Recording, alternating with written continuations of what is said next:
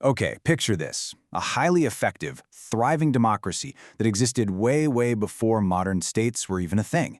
And get this, they did it all without a king. In this explainer, we're going to unpack the absolutely fascinating traditional governance of the Igbo people of southeastern Nigeria.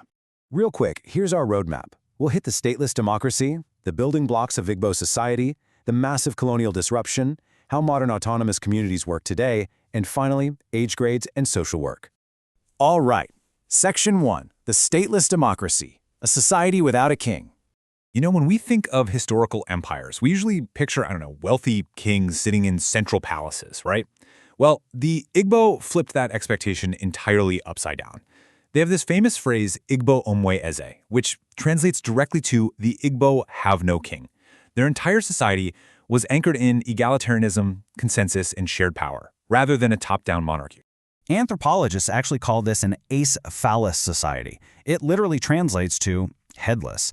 But really, it just means it's a decentralized society without a single ruling head, where all adults are considered political equals. They didn't need a monarch because they maintained law, order, and infrastructure through direct grassroots democracy.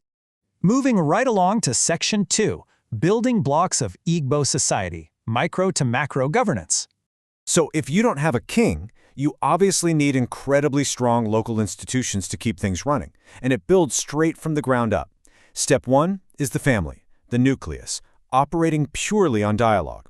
Step 2 zooms out to the kindred, basically a micro-government of related families. And Step 3? The village itself, which acts as the ultimate executive and legislative unit. Let's look a little closer at that second step, the kindred, or the umuna. This group proved that tight-knit community bonds could govern behavior way better than any distant ruler ever could. They handled frontline dispute resolution, and they dictated major life events like marriages and burials. And they were bound by this core philosophy of Ubuntu, I am because you are. Basically, individual well-being was completely inseparable from the community. But okay, what happens when an issue is just too big for the local kindred to solve? Well, it went to the Ohaneze, the General Assembly. Imagine a town hall forum where literally every single indigenous is qualified to attend and speak their mind. True consensus had to be reached here, making it the ultimate, inclusive democratic forum. Everyone's voice genuinely mattered. Okay, Section 3, the colonial disruption, imposing a foreign structure. So by the late 19th century, British colonizers arrive, and they're expecting to find local kings that they can just rule through. But finding none, they literally just invented them. They arbitrarily imposed what they called warrant chiefs onto a completely acephalous people. As you can imagine, elevating individuals with zero traditional legitimacy to positions of absolute power caused some massive friction. Unsurprisingly, this artificial system was doomed to fail from the start, and by 1930, it collapsed entirely. This was largely thanks to fierce pushback, like the famous Aba Women's Riot. The resistance was so incredibly strong that the British administrator at the time, Lord Lugard, frankly admitted the warrant chief system was a, quote, disastrous failure, and they were finally forced to study how the indigenous groups actually worked in the first place. Let's look at Section 4, Modern Autonomous Communities, the Post-Colonial Synthesis. Despite that immense disruption, these traditional systems bounce back remarkably well. Fast forward to today, and they've evolved into a really fascinating hybrid. You have an Igwe acting as the traditional cultural custodian, but they work right alongside a democratically elected town union. And it's that town union that actually drives the modern infrastructure and development.